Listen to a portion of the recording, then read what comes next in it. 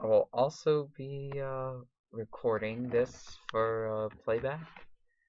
I won't be able to be as loud and as enthusiastic as normal because, after all, it is finals week here. I got it down a couple levels, so you're gonna hear me. I'll be at this fast talking pace, and I'll be at about this level. I've elevated my mic to as much as I possibly can. It's not like I have an external mic that I can just put up to my mouth and be like, hey. But we're just going to have to make do with what we've got. This is about as loud as I'm going to be able to get away with. I really don't want to tick people off. But I do want to start this race. And I got a lot of topics to cover. First off, you notice when I pulled down my dropout menu, and actually somebody asked about this. Why do you have 1985 and 1996 in here? Well, I'll show you. I did something like this in the past with a friend of mine, whom I won't disclose.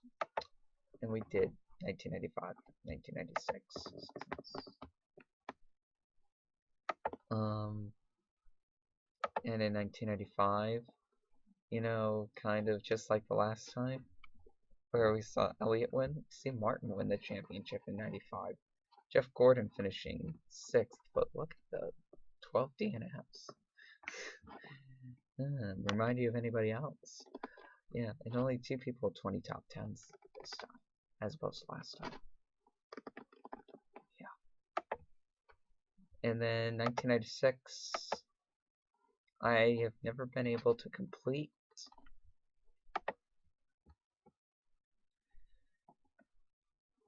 As of right now, you can see how that championship's coming out. Boy, these all look very similar, and that's because I'm using the mass graphics ratings for these seasons, and I won't be using them anymore for the throwbacks. Last season I used mass graphics ratings, and I'm just not doing that anymore. I'm just going to be sticking to the rating system that I just put in. It's a brand new one, and it works a lot better. So you can see only one person has 20 top 10s, and there's also only 4 events left in this. So if my friend ever decides to Skype me and wants to finish these last 4 events, hey, this is just a shout out to you if you ever decide to watch. We've still got Charlotte, North Carolina, Phoenix, and Atlanta to go. So, looking forward to that. So that's typical of mass graphics. But if we take a look at 1984, let's go back to last season. Just grab a quick overview of what happened, because I know we kind of blazed through it. But if we look back on last season, if we rank everybody by polls, Terry Labonte was the man to beat.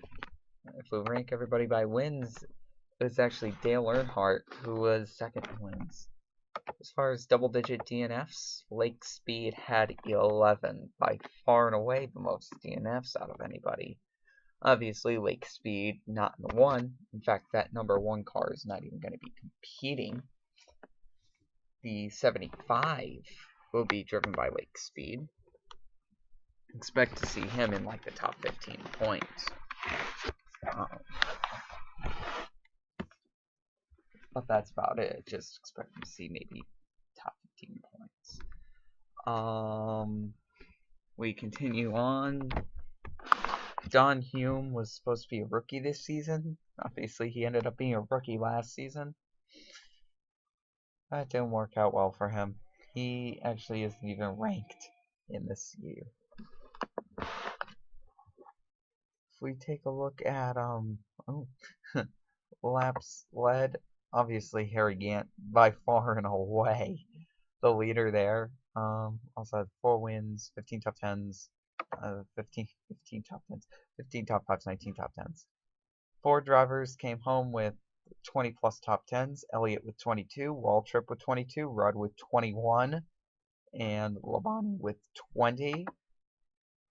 We take a look at the top 7 drivers, ended up with double-digit top 10s. Allison did not. Nope, Neil Bonnett, 8th in points, 0 wins, 18 top 10s, and 10 top 5s.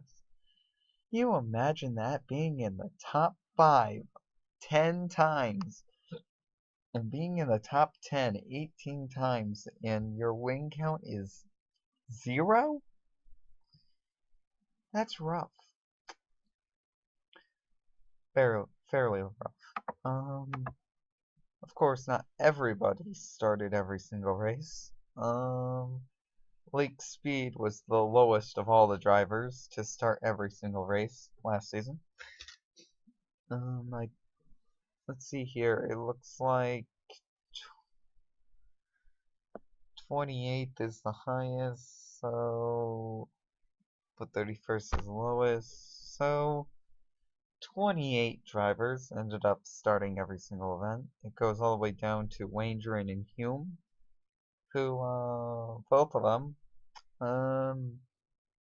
yeah, you're not going to see Wangeren, unfortunately. Neither will you see Hume. You will not see Combs. You will see Marlin and Pearson, but they're going to do a lot better than what you see here. Ken Reagan is not in this. Obviously, Ridley's car was taken over by somebody else. Got to remember most of the names. If we take a look at races led in, Terry Labonte led in 19 out of the 30 events. Surprisingly, Elliott did not lead in this category, where he led pretty much all season long, but he just bombed the final couple of events. Now, if we take a look at wins, Elliott has that. Top 10s, Elliott has that, but top 5s, Waltrip has the most top 5s with 17. Take a look at laps completed. Darrell Waltrip. I'm just kidding. Terry Labonte had the most laps completed, but only by 5. Only by 5.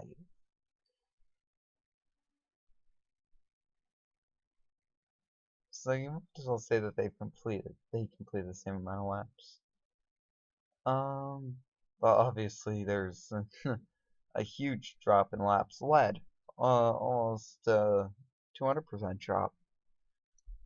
Which is crazy. Halved. Kyle Petty led 6 laps last season. Not bad. Hey, Ronnie Thomas led 5.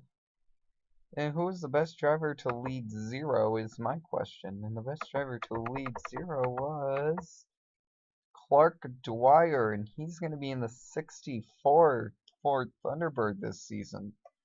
So that'll be interesting. Trevor Boyes is going to be in the 98 instead of in the 48. Wow. Fairly good season last time for McKay. He had 3 top 5s, 7 top 10s, only 5 DNFs, coming away with the top 20 points finish. It's pretty good. Greg Sachs kind of led up that category, but Clark Dwyer really started taking it over towards the end. Alright. So that's basically that. Now let's take a look at 1985. Now that we have a full thing, let's take you through Speed Week so far. I kind of vaguely remember the Prelude race, which is basically just an exhibition race to kick off Speed Weeks here at Daytona. You will see that every single year that I do. It's just, like I said, a prelude race.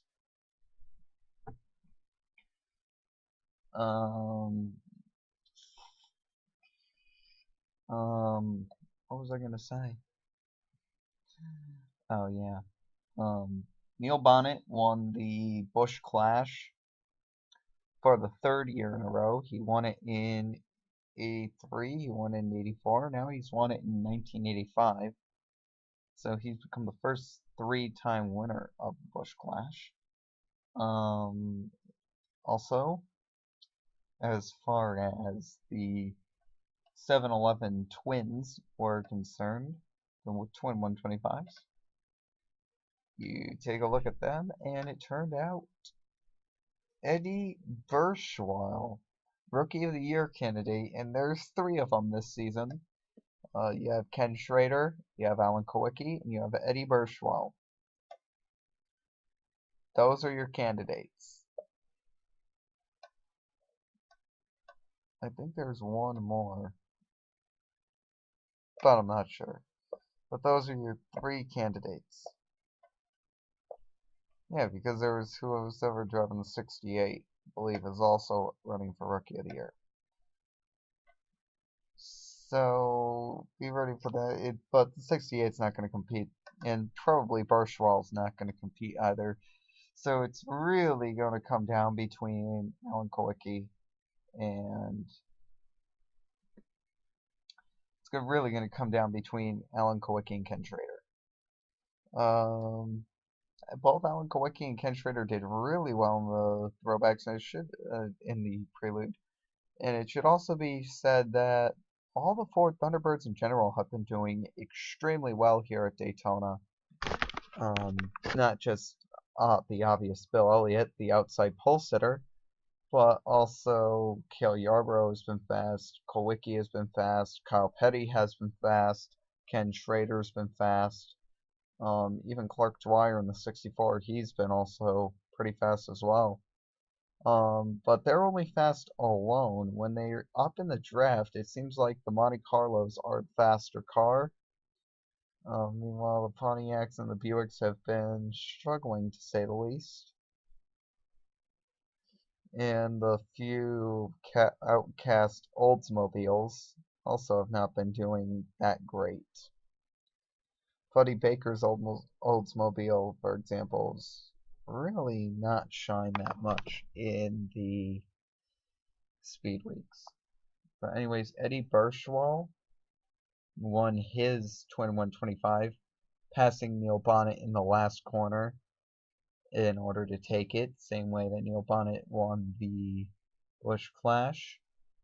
Also, in the second duel, unlike in the Busch Clash and in the first duel, Benny Parsons took the white flag and the checkered flag in what was a very dominant last lap of the race. Benny Parsons, he ended up winning, leading the last 2 laps, which is pretty impressive for this track. Obviously, we're going to go for a lot longer than we have in any race here. We're going to go for 50 laps, which could entail pit stops. Got to remember that pit stops are probably going to be entailed in this race, in this 50-lapper. So keep an eye out for pit stops. Alright, well, I guess we'll do the 5 minutes to countdown. So I've pretty much introduced all the main themes. I thought that might take a little longer, but also in this I was able to get some type of viewership. No comments left. Oh, and it should be mentioned that Bill Elliott, like I said, was the outside pole sitter, so who was the only person to beat him?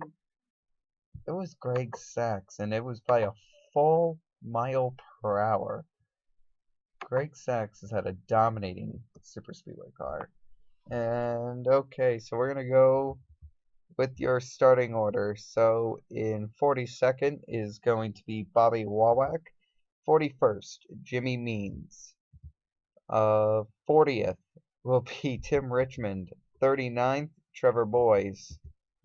38th, Buddy Arrington. 37th, Rick Newsom. 36th, Clark Dwyer. 35th, Dale Earnhardt. 34th, Bobby Hillin Jr.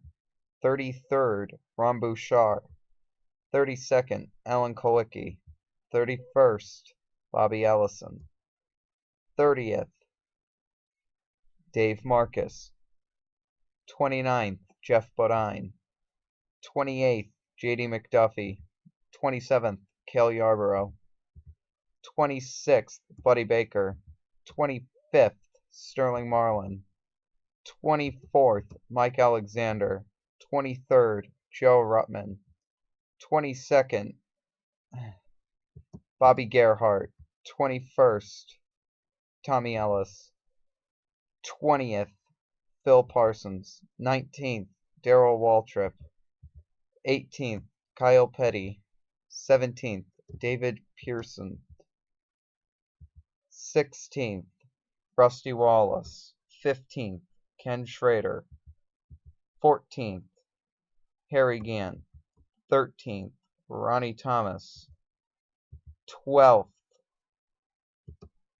Mike Potter. 11th, Terry Labonte. 10th, Lenny Pond. 9th, Richard Petty. 8th, Lake Speed. 7th, Neil Bonnett. 6th, Ricky Rudd. 5th, Morgan Shepherd. 4th, Benny Parsons. 3rd, Eddie Burschwell. And now your front row. 2nd, Bill Elliott. And your pole sitter, Greg Sachs, at 204.885 miles an hour, I believe it was. 839. Either way, it is a new qualifying record here. We have approximately 2 minutes before the race starts, just 2 minutes. This is, of course, going to go on for an hour. So probably the upsets right now are of the 6 of Eddie Burschwell, the best qualifying rookie so far this season, and the double O of Morgan Shepherd. Now, Morgan Shepherd is 43 years of age. He was eligible for Rookie of the Year not too long ago. God knows how long he'll try to continue to race here in NASCAR. But, hey, that's not something for me to decide. That's entirely up to the driver. Alright, I think it's time to reboot our ticker here. Make sure everything works. Race. Fastest lap. Lap info. Awesome. So ticker is booted up. Note that I have my thing on the number 1. That's just an extra car that came with the mod. Benny Parsons. Still can't believe he won his duel. Can't believe either winner of the duel. Of course, Benny Parsons is a former Daytona 500 winner. He also won the 1973 Winston Cup Series Championship with only 1 win. Now, by averages, that was supposed to happen again in 1984. It didn't. It's supposed to happen again in 1995. Oh, we'll find out.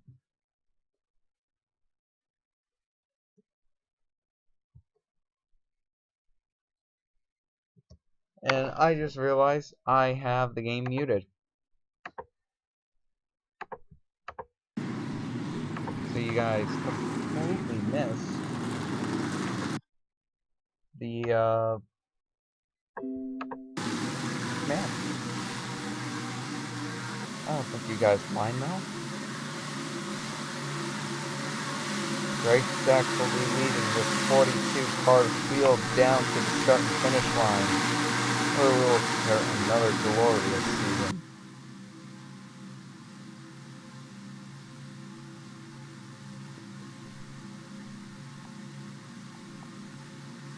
No, I'm going to try not to be too much louder than this.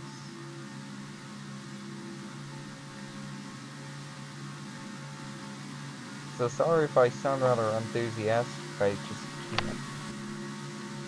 Here they come down to the line, and welcome to the start of the 1985 Winston Cup season, the Throwback.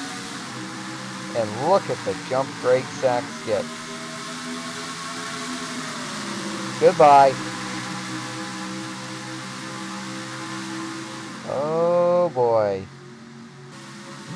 He did the same crap. And you know what? Elliott is kind of doing the same thing too.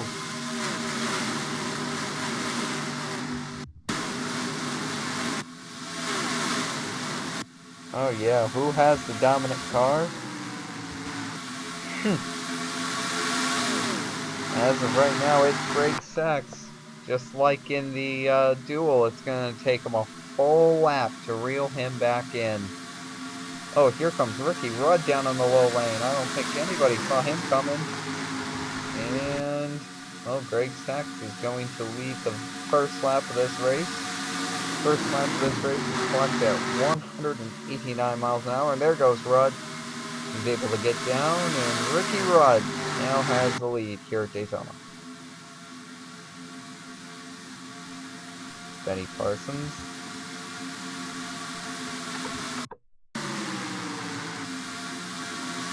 Parsons now slipping underneath the 55. Parsons wants a little bit of that lead. Maybe he's not done yet, folks.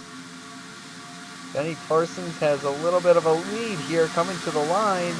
He's going to lead lap number 2 in today's race. And the average speed is already almost 200 miles per hour.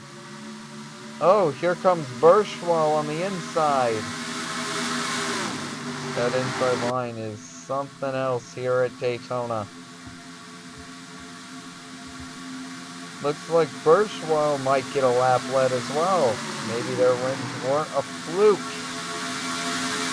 Burschwall's gonna say, you know what, I just wanted to show I can get to the front. I'm gonna let the king lead a lap. Probably isn't that bad of a plan. Oh, I don't think Richard Petty's gonna lead this. Terry Labonte beat him to the line.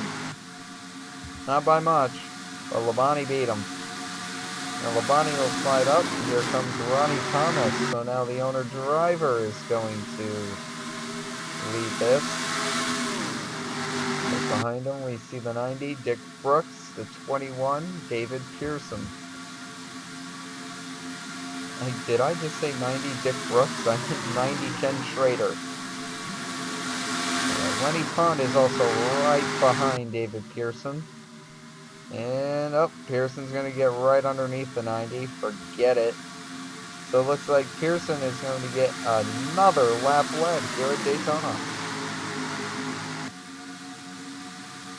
And now here comes Lenny Pond, and he's being pushed by the 95 of Sterling Marlin, who has had quite a show here in Speedway. As far as cars that have lost the draft, there were 2 of them in the first duel. One of them being Bobby Allison, the other one being Buddy Baker, and one of them in the second duel, that one being Bobby Wawak. Oh, I forgot about Jimmy Means too, he fell off. J.D. McDuffie and Jimmy Means appear to have fallen off the draft, but right now maybe it's just Jimmy Means that has fallen off. Oh no, it was Jimmy Means and Bobby Allison. Maybe that was just during the shootout of the push class. I don't know.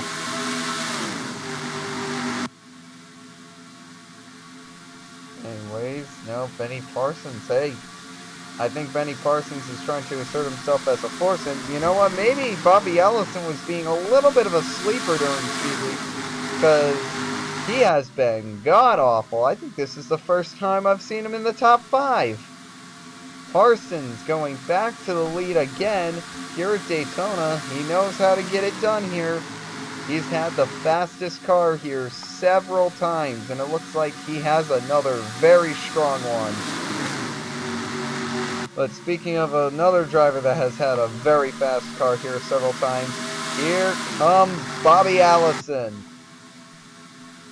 We all know how strong Allison is. And then how about Geoff Bodine, the 1982 Rookie of the Year, and he won his first race last season with new owner Rick Hendrick. And boy, they might be contending for a championship this season. That's how good that team is. Bodine trying to lead the 44 to the line. He will, but he'll be losing the lead rather quickly. Here Here comes Terry Labonte to the bottom, but more or less. Here comes Buddy Baker. Now Trevor Boyes and Buddy Arrington are starting to make some noise here towards the front. I think that's Bobby Wawak's number 74 as well, so he has not lost the draft. The same thing here with the 68 of Mike Potter.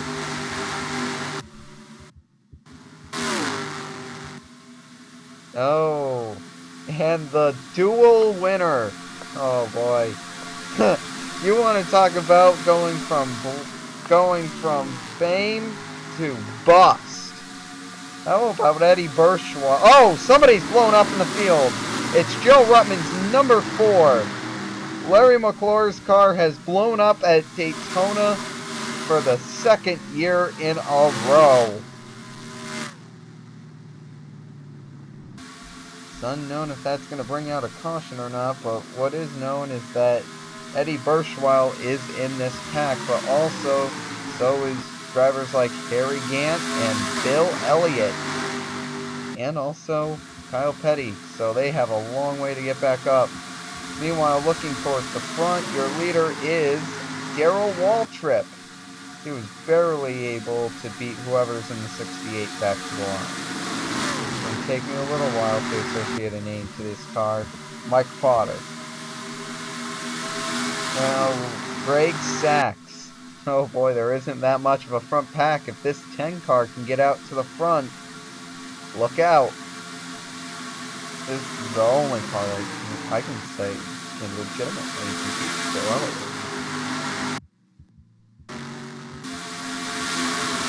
Taking a look at this pack, looks like Bill Elliott and Rick Mack are trying to pull away here and leave the much weaker cars behind, but man, that is a big gap that they have to clear.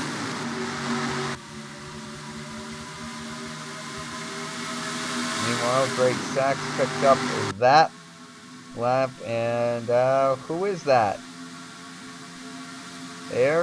That is Alan Kulwicki in the 3rd position. Now soon to be 2nd position, but Greg Sachs' car is... Look at how strong that number 10 is on the outside lane. That 10 car is absolutely ridiculous. Arrington barely leading that as an entire field is trying to draft around Sachs and they can't get him. Now I know that Sachs had a great super speedway program in 1985, but damn, son.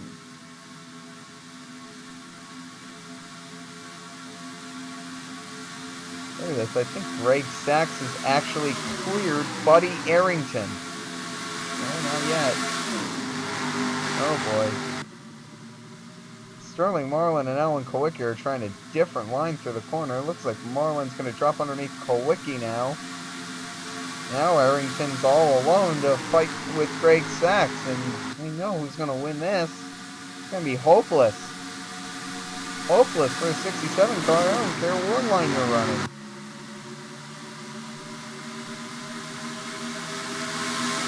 Sachs trying to get to the low lane. He gets there. Look at this. He's going to try to do this without any help. Not surprising that he was able to. Sachs able to just thunder right around the 67. 95, 84, 66, 27, 12 are all on the line. Mike Potter is back there as well in the 68.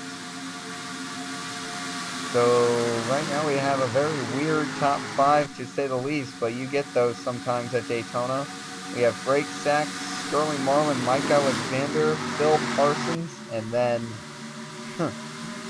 Tim Richmond, who started all the way back at 40th. People, let me remind you that Tim Richmond had to start all the way back in 40th because of a poor run in the duel. And oh, here comes a very strong player for the front. You know, whenever you see this car up near the front, he's going to be good.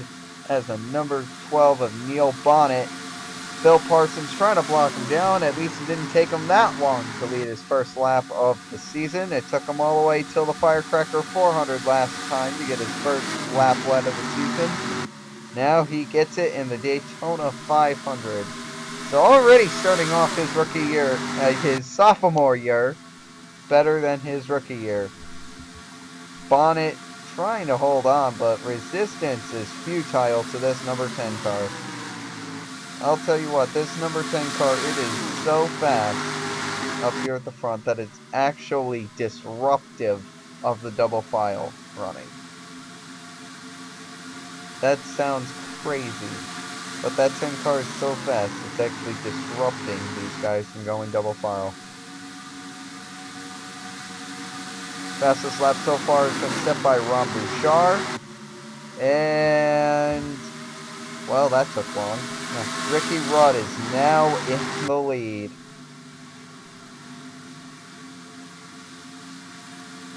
Ooh, here comes Darrell Waltrip down to the inside of David Pearson. He'll get it. Oh, he get to the 15 is the question. Looks like he did very successfully. That's Trevor Boyes on the inside, and that's it. Waltrip will lead his first lap. Or second lap, rather. Meanwhile, Benny Parsons is starting to show himself again. He's the only one of, well, Greg Sachs showed himself for a very strong moment there, but, well, he seems to be the only one that has been up near the front all race long. I don't think I've seen him outside of the top 15. Benny Parsons has a very strong car today, folks. I don't think he has any intent of losing this race. I think Benny Parsons wants to get one more chopped up in the win column before he retires. And boy, that is the 68 and the 25 behind him. Mike Potter in the 68, Bobby Gerhart in the 25, and it looks like Gerhart's about to take the lead. He is. Wow. Gerhart just took the lead right away from the 55 of Benny Parsons. Now that Greg Sachs is about mid-pack, he's running with Bobby Allison now.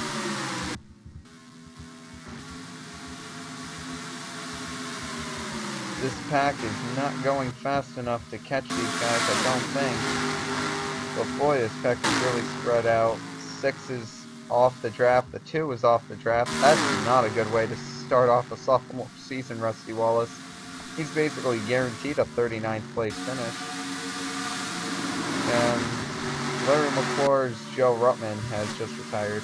And you want to talk about coming all the way back. This guy started 42nd. He fell off the draft on lap 1 of his Twin 125. Now he got back up to the lead, but the question, of course, is what's his position at the line? Might not need to ask that, because actually here comes somebody interesting. That is Lenny Pond in the 17. To the line. Pond got him. Not by much. Now Geoffrey Bodine is going to go down to the bottom. I believe that's Cale Yarborough in second. Then Ricky Rudd in third. Ron Bouchard in fourth in line down there.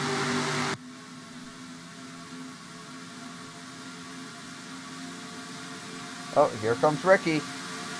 Yeah, Ricky Rudd. That's another car that just seems to be the man. Oh, Benny Parsons deep in the field now. Oh yeah, I can see him way back there. Parsons is deep in the field now. He's riding the choo-choo train, and oh, how about this? Now it might be the 5 that might be the car to beat. Look at this run that Bodine's got. Oh boy, Ricky Rudd's been pulling that move all day long. I think that's the 3rd or 4th time that he's done that. Where someone's just gathered a big lead. He just dive bombs into corner number 1. His car just sticks. Seems to be the only car that's able to do that, but his car's just so weak in 3 and 4, he just can't hold the lead around the track. Here comes Mike Alexander, and two guys that were teammates last season in the form of Dave Marcus and Mike Alexander, now on other teams.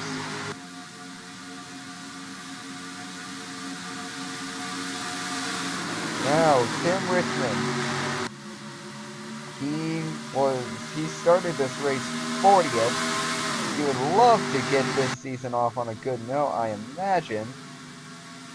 I can't think of a better way than to start off with a win, but hey, starting 40th, he's gotten all the way up to second now.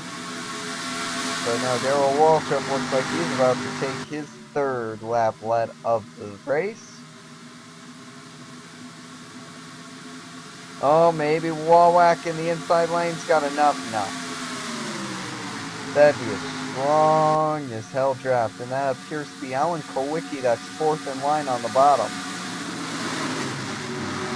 I'll confirm that, and yes, that is the 32 Hardee's Ford is Alan Kowicki.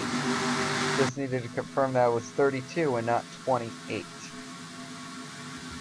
Meanwhile, there's a driver that we have not seen much of, and that is Dale Earnhardt, and they're going to go 3 wide for the third position, as Earnhardt continues to force his way through, as he's got the best drafting help you can possibly ask for, because Greg Sachs's car is absolutely incredible.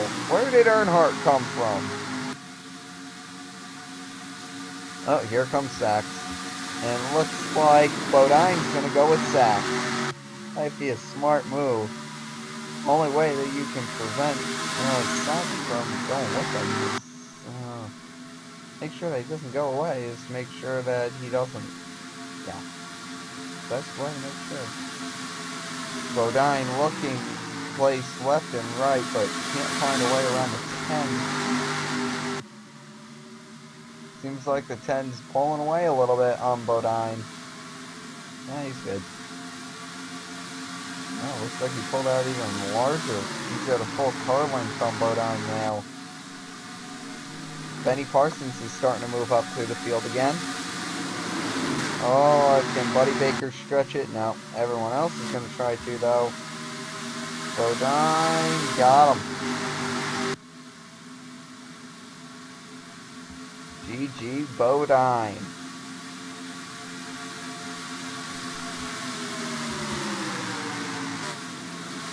Now here comes Buddy Baker, and David Pearson is right behind him.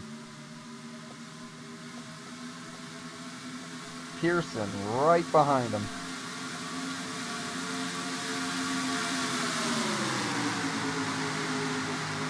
I believe we are now halfway through this race, with Neil Bonnett leading the halfway point, and a lot of people wanting to try the high lane right now. And here comes, man, that 55 car is strong today. The 10 and the 55 might be the two fastest cars on the track. I really think the 10 and the 55 are the two fastest cars on the track. Far none.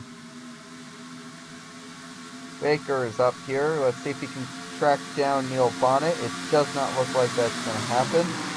Bonnett is going to maintain the lead. Oh, Baker goes up high. Oh, they deked him out. They just absolutely deked the 12 out. And now Parsons is going to go for his 4th lap lead this race. Or you lead 2 and you know you're good. You lead 3 and you're really good. You lead 4 in one of these races. You're doing it right. And boy, Benny Parsons wants to show that he's doing it right. That thing looks as fast as the 10. That thing looks just as impressive as the 10 car. I don't think Bobby Gerhardt has the equipment to do that, but he'll try nonetheless to pass Benny Parsons. It looks like he's going to do it. Oh, he's got the draft help now. Wow, we've got 3 unsponsors on the bottom lane here. Oh, Morgan Shepherd drops down, so now it's going to be Morgan Shepherd. That's the 68 of Mike Potter right behind him. It looks like Morgan Shepherd's going to bring him down to the line.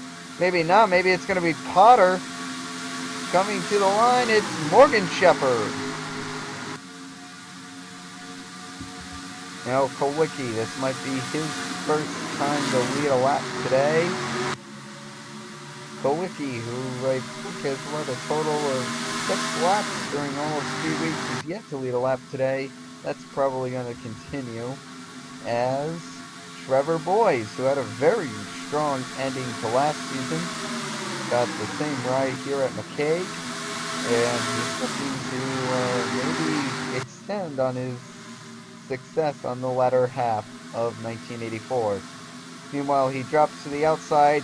Here comes Labonte, and that's not even a competition. Coming down to maybe 20 laps to go. Allison ducks underneath the 44. So now there's Lenny Pond as Bobby Allison has finally got to the lead, and now here comes the 15.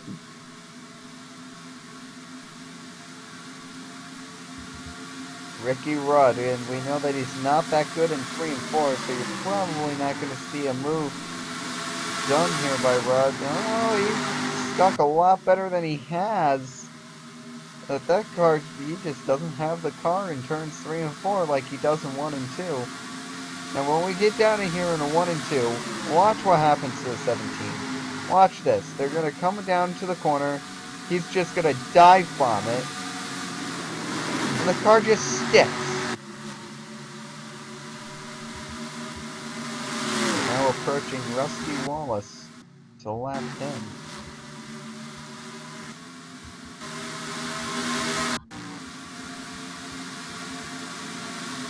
So you saw his car, it just sticks there. But down here in 3 and 4, it just doesn't. Now there, he got saved by Rusty Wallace, so he's finally going to lead a lap. Oh, Rick Newsom! No, that's not Rick Newsom. That is Mike Potter. He's around. He got turned coming up off of 4. There's somebody down beneath the line. Well, there's another car around. 2 cars around. Caution is finally out, as I think there was a 3rd car around, and this time involving Alan Kowicki. So these guys all bunched up. Now, I'm not sure what happened here, but let's take a look. Okay, so 68. He gets turned coming off this corner by Ron Bouchard. I see the 68 get loose. I'm like, oh. And I thought that the 68 was going for a spin. A little bit more than a spin. I thought he was going to go for a ride. He didn't. Now the 95 and the 84 are down on the apron here. The 95 comes back up, and now Greg Sachs turns the 84 of Mike Alexander down to the apron, and that causes this incident. Comes up, smashes the 95, smashes a bunch of cars. And it looks like, wow, Benny Parsons just barely able to get through that, but man, the 32 took a rather vicious hit against the wall. This is really a chain reaction crash. That really started all the way to coming off of turn 4 here. So let's take a look at this on board Benny Parsons. This is from deep in the field now. Someone's spinning out. You're thinking, okay, you're good. And you come up on the apron and think, okay, we're still good. And then Greg Sachs says, no. Now you're thinking, oh shit. The field's gonna crash in front of me. Look at that. Split-second reaction time by Benny Parsons. Still showing that he can drive a car.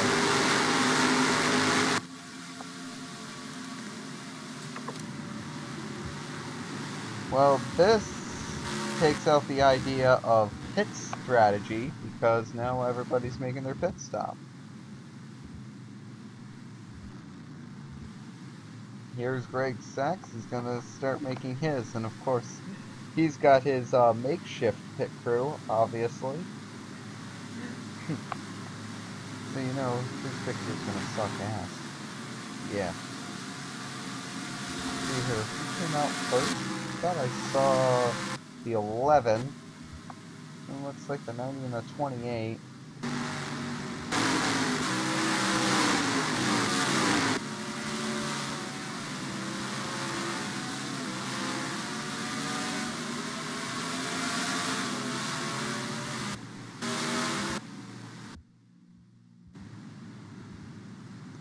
No, I'm gonna guess that these guys are one lap down. They're not gonna get wave arounds like they do in modern times.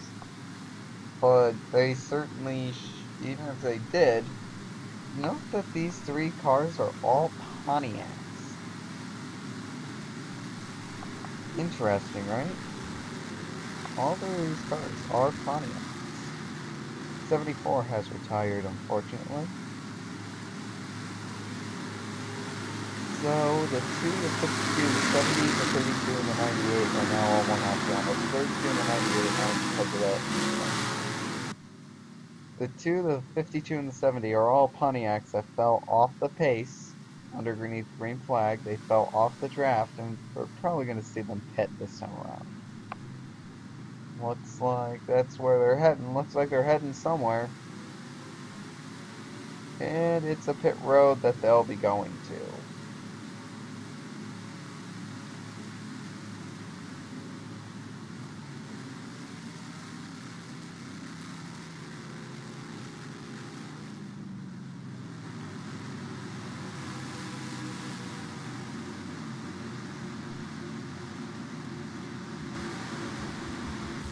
So Darrell Waltrip is going to get a bunch of laps led. Because of this, he's probably going to get the most laps led. So I'd like to congratulate Darrell Waltrip with being the first driver to get the most laps led award. Now, Benny Parsons, he's back in 32nd. He can still win this. Bill Elliott and Harry Gant are now re-eligible to win this race. They are back in 25th and 27th respectively. Hirschwall, one of the duels winners, he'll be eligible to win now. He's in 28th. Greg Sachs, of course, his pit crew is terrible. He's going to be starting in 33rd.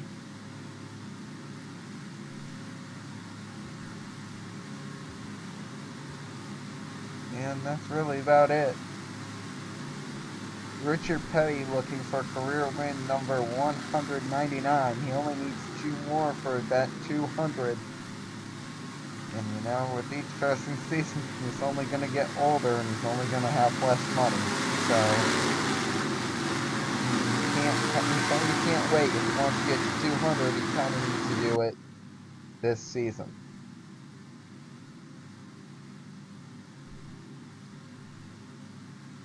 I mean, it just proved it. Last season, he got no wins. A couple seasons ago, he didn't have any wins.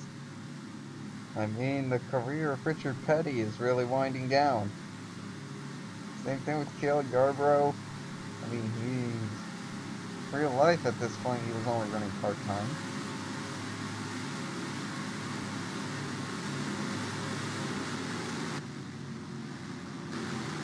Okay, so we're going to restart on lap 37. The fastest lap of the race has been set by Terry Labonte with a 211.75 mile per hour lap time. Now here comes all the lap cars. That is Dusty Wallace, Jimmy Means, J.D. McDuffie, Trevor Boys, and is that Alan Kowicki at the end of the line? Yes, Kowicki got his car back out there.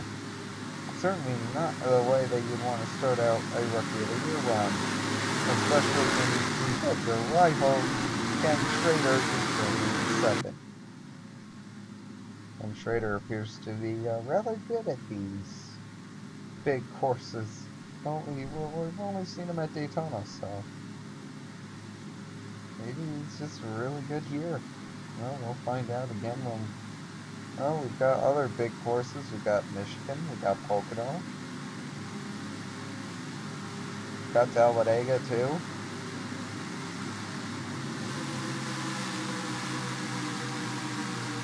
Don't forget, we have big courses too. Other big courses other than Daytona.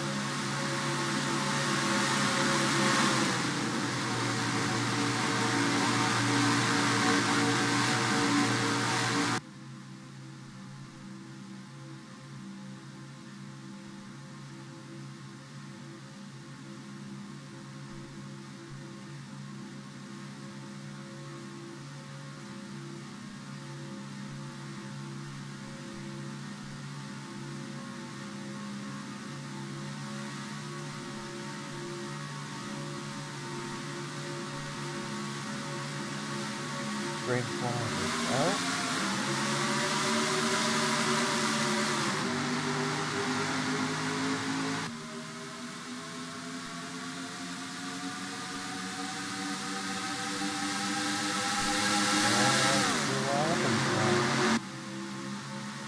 Looks like Waltrip's going to jump out to an advantage. Not all that surprising that he was very, very willing to do that.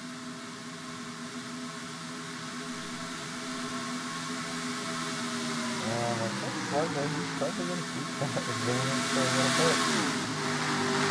I know these lap cars, they can come fighting back, and you know who's working with them? Tim Richmond.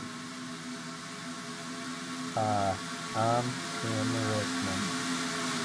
And I think it's safe to say at this point that Darrell Waltrip has gotten the most laps, but there's no way that he hasn't clinched that at this point. I mean, it's not clinched it, but definitely secured it. There's no way that somebody's going to lead more laps than he has. I think his lap count has gone up to 8 now. Darrell Waltrip has yet to win the Daytona 500, so obviously he would love to take one home. He's finished second in it a couple times. In fact, he's finished second to it and to the person that's in his rearview mirror in 1979.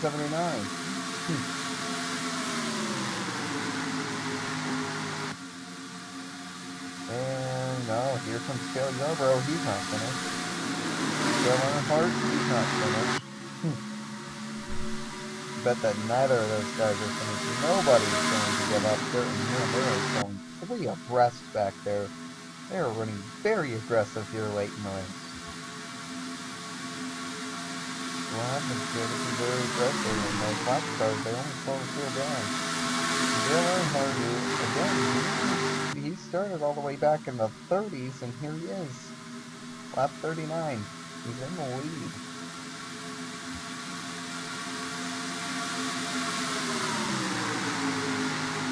Well, after that significant slowdown of the race, we have taken the average speed down to below 175 miles an hour. We'll see if we can pick that back up. Be able to. Geoff Bodine now has the lead, but we'll see how long he can keep it with the 2 Buicks behind him. Anyway, here comes Buddy Arrington, and well, maybe just Bobby Allison can take it over.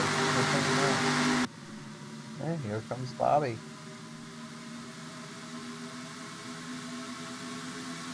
Allison trying to come up and can't get it. So Bodine.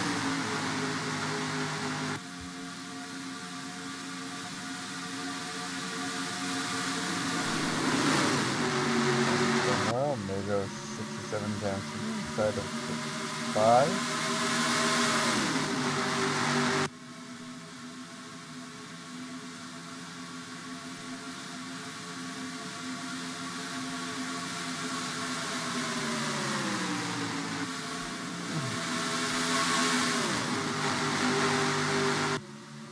Meanwhile, Phil Parsons trying to lead his second lap of the year. He'll certainly take that if he can get it. If he can get it. If he can get it. He got it.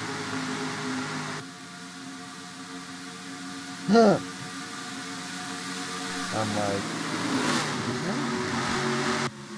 well, looks like it might be just a battle between the cars that you see in the screen. I don't know if anybody else can catch back up, but then again, I said that during both of the 21-25s, and nobody that was in that group ended up winning. Usually, the person that ends up winning the race is somebody that comes from like 30th, 20th or 30th in the last 5 laps and ends up winning. Well, Bodine's just gotten up.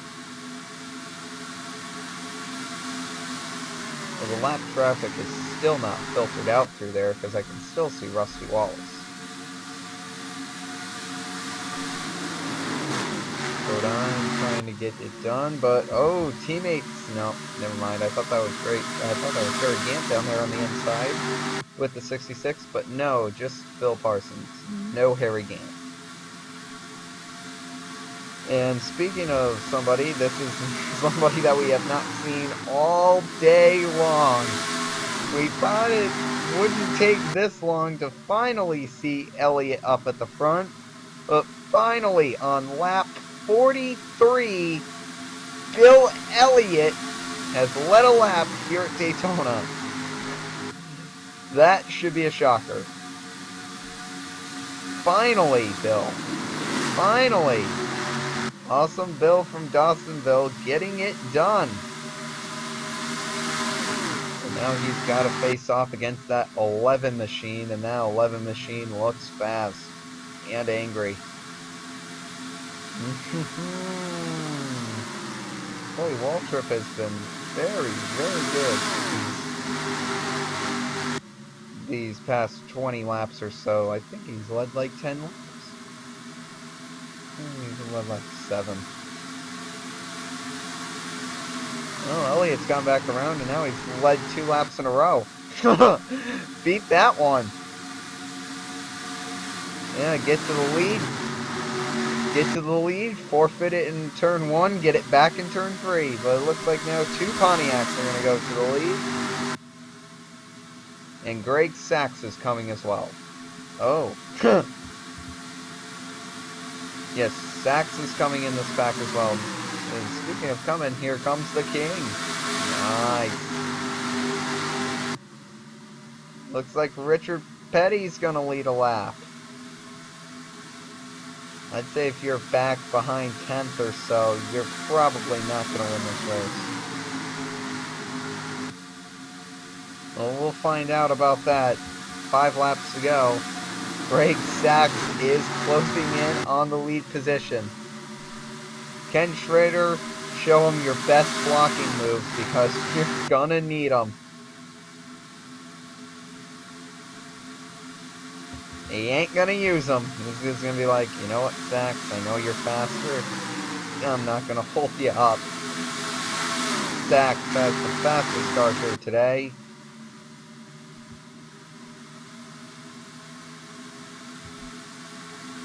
Know what car not to count out is that 9. You can still come back and win this. 4 laps to go. We'll see what the 10 car is able to do. If anything. Oh, we'll see what the 11 car can do. Oh! Well then. Boy, this front of the pack is really starting to get spread out.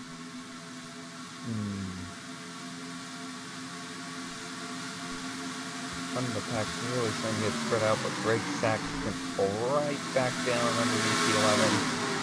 He'll take the lead and run with it. Lap 48. And I don't think anybody's got a shot at Greg Sachs.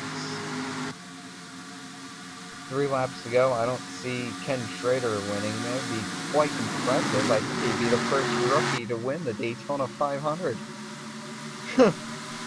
Here he comes, too. Schrader is about to pass the fastest car on the track right now.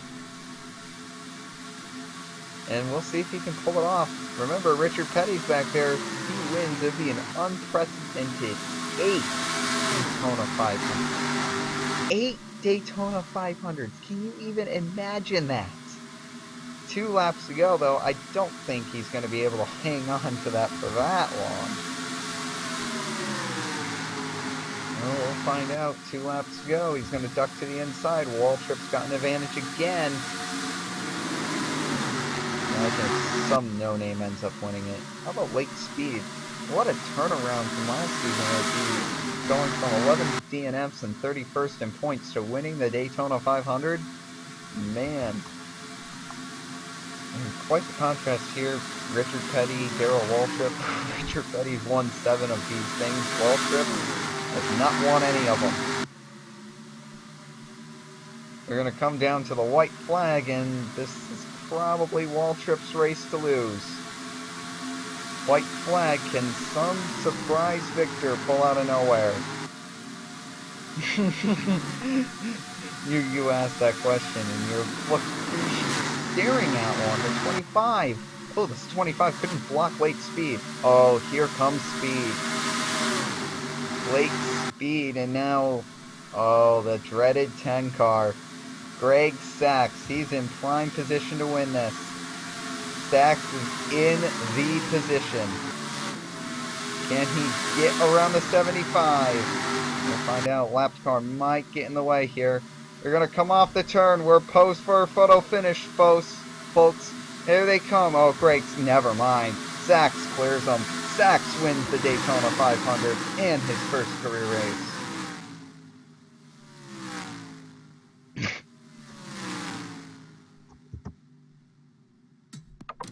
Forget it, mate. Oh, man. Greg Sachs ends up winning. How about David Pearson coming in 4th? What? Yeah. That's what I said.